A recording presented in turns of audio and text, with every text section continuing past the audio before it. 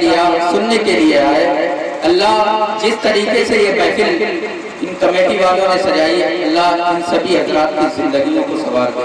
آمین بولے آمین، بولے تیز سے آمین۔ کسی کا بھلا ہو جائے گا تو تمہارا کیا بگڑ جائے گا؟ آمین کہہ دو گے قبول ہو جائے گی۔ اس مجمع میں بہت سے ایسے نیک بندے ہیں، ضروری نہیں ہم ہی لوگ نیک ہوں۔ حدیث شریف میں آتا ہے کہ جہاں 40 لوگ ہوتے ہیں وہاں پہ ایک اللہ کا ولی ہوتا ہے۔ سبحان اللہ، سبحان اللہ کا ولی ہوتا ہے۔ تو ہو سکتا ہے ہم میں سے کوئی نیک بندہ ہو، وہ آمین کہہ دے گا تو ہمارا یہ جو جملہ کہنا ہے وہ قبول ہو جائے گا اللہ کی بارگاہ میں، ہے نا؟ بولے آمین۔ یہ محفل خاص طور سے غوث البرا کے نام سے سجائی گئی ہے نا؟ کون غوث اعظم؟ جو جیلان میں پیدا ہوئے، جیلان میں۔ ان کے والد محترم کا نام کیا؟ ابو صالح۔ اب یہ بھی سن لیجئے کہ غوث اعظم کے والد بھی اللہ کے ولی تھے اور ان کے نانا بھی اللہ کے ولی تھے۔ سبحان اللہ، نانا بھی اللہ کے ولی اور والد محترم بھی اللہ کے ولی۔ تو ان کے درمیان جو بچہ پیدا ہوا، یعنی جن کا نام نامی اسم گرامی پیر پیرا میر میرا سیدنا شیخ عبد القادر جیلانی جو اس دنیا میں تشریف لائے، وہ ولیوں کے سردار نظر آئے، ولیوں کے سردار نظر آئے۔ جس طریقے سے تمام نبیوں میں سب سے بڑھ کر درجہ نبی علیہ السلام کا ہے، اسی طریقے سے تمام اولیاء کرام کے سب سے بڑھ کر درجہ غوث پاک رضی اللہ تعالیٰ عنہ۔ حضرت غوث اعظم وہ شخصیت ہے کہ ان کے والد محترم ندی کے کنارے ٹہل رہے تھے، ایک سیب بہتا ہوا جا رہا تھا، سیب بہتا ہوا جا رہا تھا۔ یہ واقعہ بتانے کا میرا مقصد صرف یہی ہے کہ جب حلال کمائی ہوگی تبھی بچہ حلال ہی ہوگا۔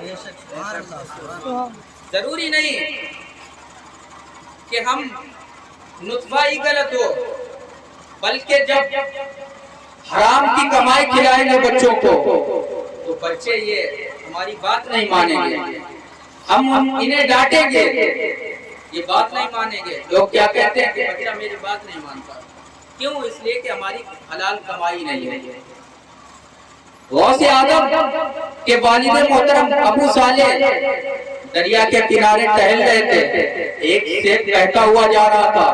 غوث اعظم کے والد محترم ابو صالح کا دل جگمگایا اور سوچا کہ اس سیب کو اٹھا لیا جائے، اور حضرت غوث اعظم کے والد محترم کو بھوک لگی ہوئی تھی تو آپ نے چاہا کہ اسے اٹھا لیں، لیکن دل نے کہا کہ نہیں، اس سیب کو مت اٹھاؤ، کہیں ایسا نہ ہو کہ یہ سیب کسی یتیم کا ہو، کسی غریب کا ہو اور تم اس کا سیب کھا کے اس کا حق مار لو۔ دیکھیں کتنا جملہ اچھا، دیکھیں کہا کہ کہیں ایسا نہ ہو کہ اگر یہ سیب ہمارے شکم میں چلا جائے گا، اس سے جو خون پیدا ہوگا تو خون کیسا ہوگا؟ حلالی نہیں ہوگا، اس لیے کہ وہ ہو سکتا ہے چوری کا ہو، وہ چوری کا ہو سکتا ہے، اور جب وہ پیٹ میں جائے گا تو اس سے خون جو بنے گا وہ صحیح نہیں بنے گا، اس لیے کہ حرام بھی ہو سکتا ہے، حرام کا ہو۔ غوث اعظم یہ گمان کر رہے تھے، لیکن بھوک کی شدت تھی، آپ نے وہ سیب دریا سے نکال لیا۔ جب وہ سیب دریا سے نکال لیا تو آپ نے کھا لیا۔ جب کھا لیا تو آپ کو بعد میں احساس ہوا کہ کہیں ایسا نہ ہو کہ اللہ رب العزت اس سیب کے بدلے میں جو ہمارے پاس نیکیاں ہیں وہ چھین نہ لے، کہیں چھین نہ لے اللہ رب العزت۔ تو حضرت غوث اعظم دریا کے کنارے ٹہلتے ٹہلتے پہنچ گئے وہاں پہ جہاں پہ سیب کا باغ تھا۔ उस बाग के करीब पहुंचे, वहां पे एक रखवाला था, बाग को रखवा रहा था। पहुंचे, उससे कहा कि ये आपके बाग का ये सेब बहता हुआ जा रहा था, मैंने खा लिया, अब बताएं इसकी कीमत क्या है? इसकी कीमत क्या है? अब वो जो बाग रखा रहे थे वो भी अल्लाह के वली थे, सुभान अल्लाह। कहा कि कीमत ऐसे नहीं चुकेगी, क्यों? इसलिए कि ये पैसों से नहीं मिटेगा, ये जो कीमत की जो है बात, ये सिर्फ बातों से नहीं हो पाएगी, पैसा अदा करोगे तब भी नहीं। तो कहा कैसे? कहा कि मेरा बाग रखा। कितने बरस? किसी को मालूम है कितने बरस लगा? 12 साल। 12 साल तक रखाते रहे। कहा कि 12 साल आपको ये बाग रखाना पड़ेगा। आपने मंजूर कर लिया। मंजूर जब कर लिया, आप रखाते रहे। 1 साल गुजर गया, 2 साल गुजर गए, यहाँ तक के 10 साल गुजर गए, 2 साल बचे। फिर आपने 2 साल वो भी गुजार लिए। फिर लास्ट में पहुंचते हैं बाग के मालिक के पास कि अब तो माफ कर दिया। कहा अब भी नहीं माफ। क्यों? कहा कि अभी नहीं माफ करूंगा।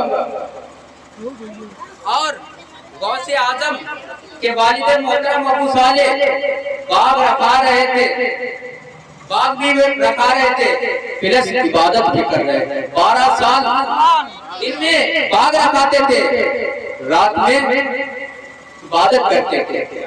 पूरी रात गुजर जाती थी, आप बाग रखाते रहते थे। बाद में आपने कहा कि अब तो माफ हो गया। कहा नहीं, अब भी नहीं, कीमत नहीं अभी माफ हुई। कहा कैसे माफ होगी? कहा कि एक और शर्त है। बोले सुभान अल्लाह। कहा एक और शर्त है। कहा कौन सी शर्त है? कहा एक शर्त ये है कि मेरी बेटी नाबीना है, आंखों से अंधी है, पैरों से लंगड़ी है, हाथों से लुंगी है, जुबान से गूंगी है। ये तमाम उसके अंदर ऐब हैं। सुन रहे हो? ये तमाम उसके अंदर ऐब हैं। उस लड़की से आपको शादी करनी पड़ेगी। किसने कहा? बाग के मालिक। उस लड़की से आपको शादी करनी होगी। आपने कहा कि माफ कर दोगे? शादी तो कर लेंगे, आप माफ कर दोगे? कहा हाँ माफ कर देंगे। आप मंजूर हो गए। आपने ये दिल में ऐद कर लिया कि हाँ कर लेंगे शादी। कहते गौसे आजम के वालिद मोहतरम अबू सालेह ने मंजूर कर लिया। शादी की तैयारी हो गई। जो बेटी थी बाग के मालिक, उन्हें सजा दिया गया। जो रस्म रिवाज होती है वो सारे रस्म रिवाज के साथ बेटी को तैयार कर दिया गया। इधर शादी की तैयारी हो गई, निकाह की तैयारी हो गई। कहते अबू सालेह निकाह हो जाता है। उसके बाद अल मुख्तसर शॉर्टकट में मैं आपको बता रहा हूँ, शादी की तैयारी हो गई, निकाह हो गया। उसके बाद बेटी को रुखसत करने लगे। बेटी को कमरे में कर दिया गया। अब कहते अबू सालेह जाते हैं अपनी औरत के पास, अपनी बीवी के पास, दरवाजा खटखटाते हैं। कहते अबू सालेह की मोहतरमा दरवाजा खोलती हैं अपने हाथों से, दरवाजा खोलने लगती है। जब सामने आती है तो जुबान से अपनी सलाम भी करती है और हाथों से इशारा करती है। सुभान अल्लाह। कहते अबू सालेह ये सारा मामला देखते हैं, हैरत में पड़ जाते हैं कि बाग के मालिक ने तो ये कहा था मेरी बेटी जुबान से गूंगी है, लेकिन ये तो सलाम कर रही है, हाथों से लूंजी है, इशारा करके सलाम कर रही है, पैरों से लंगड़ी है, ये चलकर दरवाजा खोल रही है। ऐसा क्या मामला है? हो सकता है ये धोखा तो नहीं किया जाता। अबू सालेह कह रहे हैं कि ये मेरे साथ धोखा तो नहीं हो रहा। अबू सालेह पीछे लौटते हैं, बाग के मालिक के पास जाते हैं। कहा कि आपने तो कहा था कि मेरी बेटी पैरों से लंगड़ी है, वो तो चलकर दरवाजा खोलने आई थी, उसने जुबान से सलाम किया, हाथों से कुंडी खोली, آپ تو کہہ رہے تھے آنکھوں سے دھندلی ہے، لیکن ایسا تو معاملہ نہیں ہے۔ آپ مجھے دوسری لڑکی کے پاس تو نہیں بھیج رہے ہو؟ آپ کہتے ہیں، باپ کے مالک کہتے ہیں کہ نہیں نہیں وہی تمہاری جوزے محترمہ ہے۔ سبحان اللہ۔ سبحان اللہ۔ میں نے ہاتھوں سے لنجی اس وجہ سے کہا، اس لیے کہ اس نے اپنا ہاتھ کسی غیر محرم لڑکے کے ہاتھ میں نہیں دیا۔ سبحان اللہ۔ میں نے لنگڑی اس وجہ سے کہا کہ اس نے اپنا قدم اپنی دہلیز کے باہر نہیں رکھا کبھی اپنے ماں باپ کی اجازت کے بغیر۔ اس نے زبان سے سلام جو کیا، میں نے گونگی کہا تھا، میں نے اس وجہ سے کہا تھا کہ کبھی اس نے غیر محرم لڑکے سے بات نہیں کی۔ ابو صالح نے جب یہ کہا کہ میں تو ایسے بندے کی خواہش میں تھا کہ جو نیک صالح ہو، میں نے 12 سال میں تم نے جو باغ رکھایا ہے، میں نے ہر طریقے سے تمہیں پرکھ لیا ہے۔ 12 سال میں ہم نے تمہیں اچھی طریقے سے پرکھ لیا ہے۔ تم دن میں تو باغ رکھاتے تھے، رات میں عبادت کرتے تھے۔ میں سوچتا تھا کہ میری بیٹی قرآن کی تلاوت کرتی ہے، کوئی ایسا اللہ کا نیک بندہ مل جائے، میرا داماد بن جائے، اور اللہ نے ملا دیا۔ میں یہ چاہتا تھا کہ میری بیٹی قرآن کے سائے میں پلی ہے اور مجھے داماد کوئی اللہ کا ولی مل جائے۔ سبحان اللہ سبحان اللہ سبحان اللہ۔ اللہ کا ولی مل جائے۔ غوث اعظم نے یہ سارا معاملہ، غوث اعظم کے والد نے یہ سارا معاملہ دیکھا کہ باغ کے مالک کا یہ الفاظ، یہ جملہ کہ انہوں نے اس طریقے سے کہا، آپ شکر گزار ہو جاتے ہیں، شکر گزار ہو جاتے ہیں۔ پہلے 2 رکعت نفل نماز پڑھتے ہیں۔ سبحان اللہ۔ یہ طریقہ سن لیجئے، شادیوں میں کچھ لوگ کیا کرتے ہیں، الٹے سیدھے مطلب الفاظ بولتے ہیں، لیکن تمہارا طریقہ کیا ہونا چاہیے کہ سب سے پہلے قدم جب رکھو تو سب سے پہلے وضو کرو اور 2 رکعت نفل نماز پڑھو۔ سبحان اللہ۔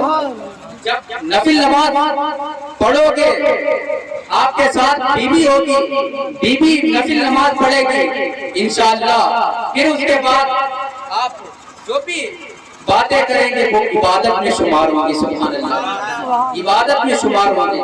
لیکن ہمیں طریقہ ہی نہیں معلوم ہے کہ ہمیں کن الفاظوں سے قرآن شریف کی تلاوت کر کے اور جو الفاظ ہیں ہمیں وہ کرنا چاہیے، ہے نا۔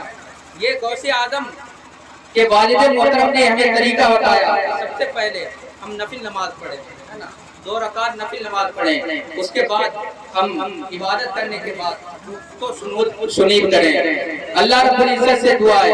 پھر غوث اعظم کہ والد کے وطن یعنی ان کی بیوی کے وطن سے، پیٹ سے، شکم سے کون پیدا ہوئے؟ کون پیدا ہوئے؟ پیروں کے پیر، اولیاء کے اولیاء یعنی ولیوں کے سردار غوث اعظم پیدا ہوئے۔ سبحان اللہ۔ ہے نا۔ اب ہم امید لگائے رہے، ہم امید لگائے بیٹھے ہوئے کہ ہمارے گھر میں حافظ قرآن پیدا ہو، اللہ کا ولی پیدا ہو، تو کیسے؟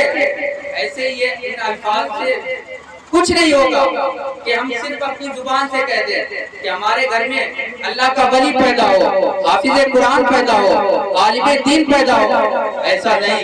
اس لیے کہ سب سے پہلے جو طریقہ بتایا گیا ہے یعنی قرآن شریف کی تلاوت کریں، اس کے بعد نفل نماز پڑھیں۔ غوث اعظم جب پیدا ہوئے اس سے کب حضور علیہ السلام ابو صالح کی قوم میں تشریف لائے، ابو صالح کے قوم میں حضور علیہ السلام تشریف لائے۔ ابو صالح سے فرمایا، اے ابو صالح، آپ کے گھر میں فرزند آنے والا ہے۔ سبحان اللہ، بیٹا آنے والا ہے، اور وہ بیٹا جو ولیوں کا سردار ہو۔ سبحان اللہ۔ حضور علیہ السلام کے ساتھ اور صحابہ کرام بھی تھے، وہ بھی جنگا فروز تھے۔ بیچ گروہ میں حضور حضور علیہ السلام تشریف فرماتے، خواب میں ابو صالح کے ایک دن پہلے حضور علیہ السلام آئے اور کہا کہ تمہارے گھر میں ولیوں کا سردار وہ پیدا ہونے والا ہے، آپ کے گھر میں فرزند آنے والا ہے۔ سبحان اللہ، یہ بشارت ہو گئی۔ اور جس کو خواب میں حضور علیہ السلام کا دیدار ہو جائے تو واقعی وہ حضور ہی ہوتے ہیں، آقا ہی ہوتے ہیں، اس لیے کہ شیطان میرے آقا کی شکل میں نہیں آ سکتا، سب کی شکل اختیار کر سکتا ہے شیطان، لیکن میرے آقا کی شکل نہیں اختیار کر سکتا ہے۔ جس کے خواب میں نبی علیہ السلام آ جائیں تو اس کی دنیا بھی سنور جائے گی اور آخرت بھی سنور جائے گی۔ اللہ رب العزت سے دعا ہے کہ ہم سب کو ان تمام باتوں پہ عمل کرنے کی توفیق عطا فرمائے۔